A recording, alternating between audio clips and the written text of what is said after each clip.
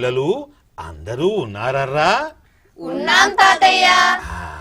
మరి కథను మొదలెడదామా? మొదలెడదాం తాతయ్య.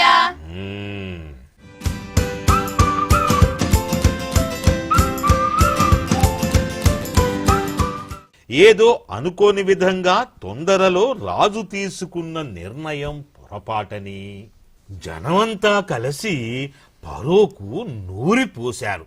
తాటాకు చప్పుళ్లకే భయపడిపోవడం కేవలం పిరికితనమని, మహాబలవంతుడు పరాక్రమవంతుడైన ఫరో రాజే ఇలా బానిసలకు భయపడిపోయాడని తెలిస్తే హవ్వా లోకం నవ్విపోదా అని రాజును రెచ్చగొట్టారు.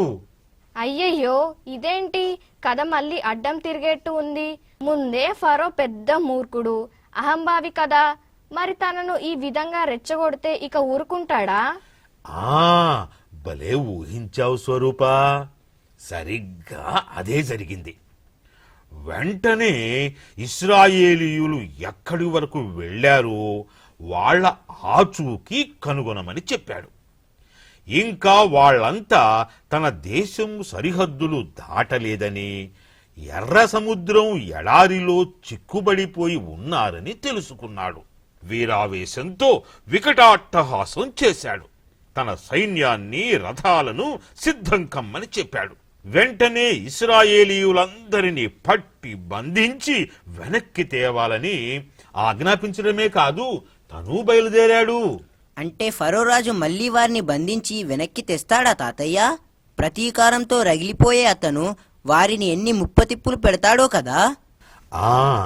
ఏం జరిగిందంటే, సముద్రం ముందు ఎడారిలో విడిది చేసిన ఇశ్రాయేలీయులు ప్రయాణ బడలికతో హాయిగా విశ్రాంతి తీసుకుంటూ ఉన్నారు. 7 రోజుల పాటు పులియని పిండితో పొంగని రొట్టెలు మాత్రమే తినాలని మోషే ఆదేశించడంతో పొంగని రొట్టెలు కాల్చుకుని తిని పడుకున్నారు. అప్పుడేమో దూరంగా రథాలు, గుర్రాలు పరుగులు తీస్తూ వస్తున్న చప్పుడు విని ఉలిక్కిపడి లేచారు. దూరంగా తమను తరుముకుంటూ వస్తున్న ఫరో సైన్యాన్ని చూసి బిక్క చచ్చిపోయారు. ప్రాణ భయంతో గజగజ వణికిపోతూ మోషే వద్దకు పరుగులు తీశారు.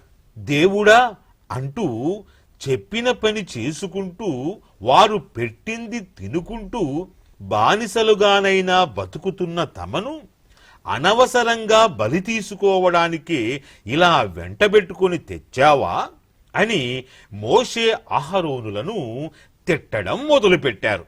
పారిపోవటానికి కూడా వీలు లేకుండా సముద్రం ముందు నిల్చోబెట్టావా?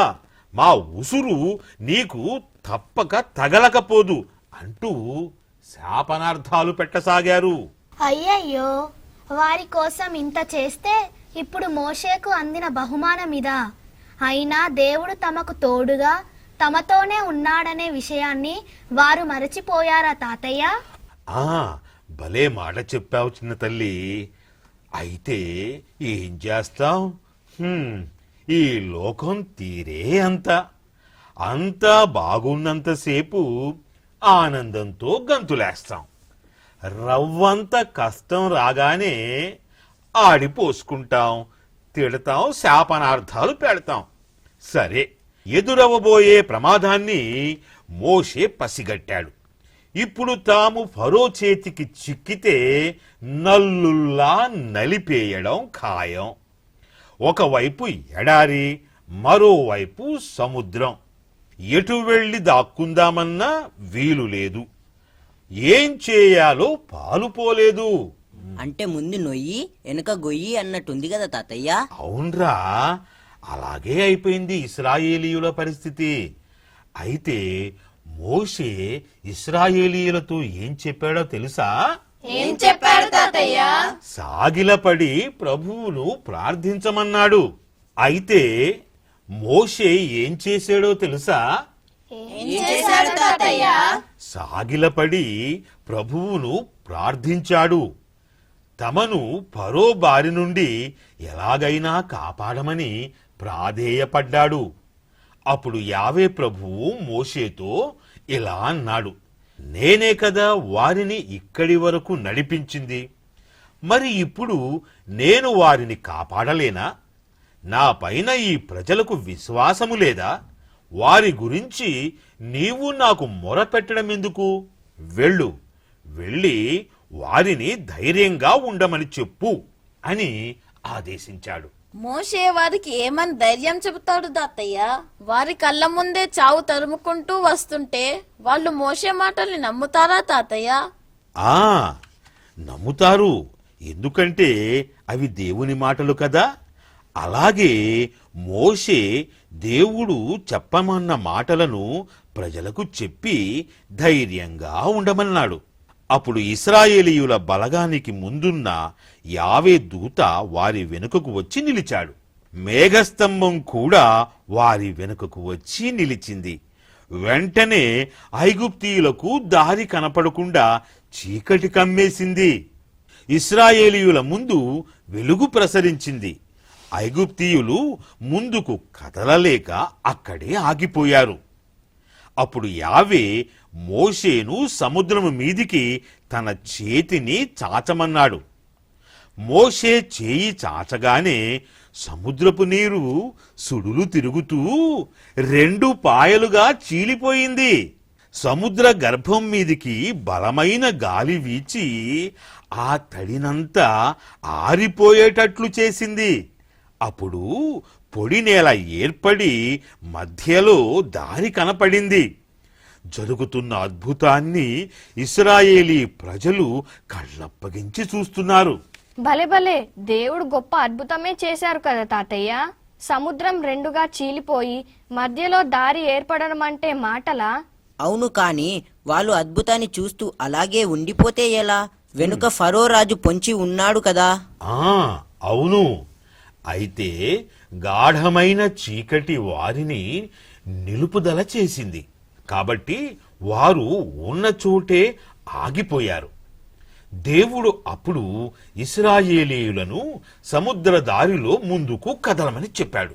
ఇశ్రాయేలీయులకు ముందుండి ఎవరు దారి చూపిస్తున్నారు? దేవుడు అగ్నిస్తంభంలా దారి చూపిస్తున్నాడు తాతయ్య. అవును. మరి వారికి వెనుక ఏముంది? ఫరో సైన్యం ఉంది తాతయ్య. ఫరో సైన్యానికి ముందే మేఘస్తంభం ఉంది తాతయ్య. భలే చెప్పావమ్మా. అవును, వెనుక ఉన్న మేఘస్తంభం వారికి అండగా నిలిచింది.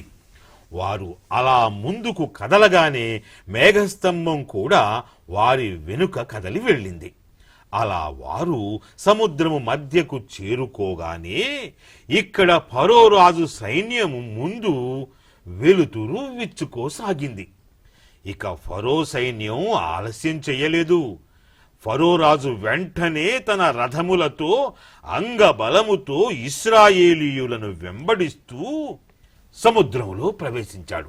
అయ్యయ్యో, మరి ఫరో సైన్యం కూడా సముద్ర దారి గుండా ఇశ్రాయేలీ ప్రజలను వెంబడిస్తే వారిని పట్టుకుంటారు కదా. మరి దేవుడు అంతగా అద్భుతం చేసి సముద్రాన్ని 2 పాయలుగా చీల్చటంలో అర్థమేముంది తాతయ్య? ఉందమ్మా, అక్కడే ఉంది తిరకాసు. ఇక్కడ ఇశ్రాయేలీ ప్రజలు సముద్రం యువతలి గట్టుకు దగ్గరగా వెళుతున్నారు. అక్కడ సముద్రం అవతలి గట్టు నుండి ఫరోరాజు తన సైన్యంతో తరుముకుంటూ వస్తున్నాడు. అప్పుడు దేవుడు యావే మోషేను పిలిచి సముద్రము మీదికి తన చేతిని మరలా చాచమని చెప్పాడు. మోషే తన చేయిని చాచగానే ఇశ్రాయేలీయుల వెనుక నుండి 2 పాయలుగా చీలి గోడలుగా నిలిచిన సముద్రం నీరు మరలా సుడులు తిరుగుతూ మూసుకుపోవడం మొదలైంది. అలా సముద్రం పోటెత్తి మూసుకుపోయి వెనక వస్తున్న ఫరో రాజును అతని సైన్యాన్ని ముంచెత్తింది. ఫరోతో సహా ఫరో సైన్యములో ఒక్కరు కూడా బ్రతకలేదు. అందరూ నీటిలో మునిగి ఊపిరాడక చచ్చిపోయారు. ఇశ్రాయేలీయులు మాత్రం పొడి నేల మీద ముందుకు సాగిపోయారు. వావ్, దేవుడు నిజంగా దేవుడు అనిపించుకున్నాడు కదా తాతయ్య. చాలే ఊరుకో, దేవుడు దేవుడు అనిపించుకోవడం ఏమిటి? తనకు ఎదురు తిరిగిన ఐగుప్తీయులను సముద్రంలో నిండా ముంచేశాడు కదా. అందుకే దేవుడు మనకు తోడుగా ఉన్నాడని నమ్మితే ఎంత పెద్ద కష్టం వచ్చినా మనల్ని ఏమీ చేయలేదు. దేవుడే తన చేతులతో మనల్ని ఎత్తుకొని కాపాడుతాడు కదా తాతయ్య. ఆ అవునర్రా, అందుకే దేవుని నమ్ముకున్నవారు ఒక్క దేవునికి తప్ప వేరే దేనికి భయపడకూడదు. ఒక్క దేవునికి తప్ప వేరే దేనికి భయపడకూడదు. అవును చిట్టి తల్లి, దేవునికి తప్ప వేరే దేనికి భయపడకూడదు. అన్నిటికీ దేవునిపై ఆధారపడటమే నిజమైన విశ్వాసం. దేవుడు చెప్పినట్లు చేస్తూ పోతే మన అవసరాల గురించి, రక్షణ గురించి అన్నీ ఆయనే చూసుకుంటాడు. మరి ఇజ్రాయేలీయులు మోషేను అనవసరంగా నిందించారు కదా తాతయ్య. చాలా మంది అంతే, చిన్న కష్టం వచ్చేసరికి మనం చేసిన మేలునంతా మర్చిపోయి నిష్కారణంగా నిందిస్తుంటారు. అందుకే ఎవరికి ఏ మేలు చెయ్యకూడదని అనిపిస్తూ ఉంటుంది. తప్పర్రా, అలా అనకూడదు. మనకు ఇతరులకు సహాయపడే అవకాశం ఎదురైతే మనం తప్పక వారికి సహాయపడాలి. అందులో ఏ స్వార్థాన్ని, పొగడ్తను ఆశించకూడదు. అది దేవునికి చేసిన సేవే అని అనుకోవాలి. ఇక అలాగే మనకు ఎవరు ఏ చిన్న సహాయం చేసినా వారికి కృతజ్ఞత తెలుపుకోవాలి. అప్పుడు మన మంచి మనసును బట్టి దేవుడు మనలను దీవిస్తాడు. అవును తాతయ్య, నిజమే తాతయ్య. ఆ సరే, దేవుడు ఐగుప్తీయులకు వ్యతిరేకంగా గొప్ప మహాద్భుత కార్యం చేసి తమను ఏ విధంగా కాపాడాడో ఇశ్రాయేలీయులు తమ కన్నులారా చూశారు. అవునా కాదా? అవును తాతయ్య. అప్పుడు వారు తమ ప్రభువైన యావేకు భయపడ్డారు. యావే దేవుణ్ణి, ఆయన దాసుడైన మోషేను నమ్మారు. నిష్కారణంగా మోషేను నిందించినందుకు క్షమాపణ వేడుకున్నారు. అప్పుడు మోషే వారి అమాయకత్వానికి నవ్వుకున్నాడు. వారి దీన పరిస్థితిని చూచి జాలిపడ్డాడు. ఆ తరువాత వారు దేవుడు తమకు చేసిన మేలులకు స్తుతిగీతాలు పాడుతూ సంబరం చేసుకున్నారు. అందితే జుట్టు, అందకుంటే కాళ్ళు పట్టుకోవటం అంటే ఇదే కదా తాతయ్య. వారి పద్ధతి నాకు నచ్చలేదు తాతయ్య. ఇలా ప్రతిసారి కొంచెం కష్టం వచ్చేసరికి సనుక్కోవటం, గునుక్కోవటం, నిందించటం మొదలు పెడతారు. ముందు వెనక చూడకుండా నిష్ఠుర పడతారు. అయినా వాళ్ళు కూడా ఏం చేస్తారమ్మా?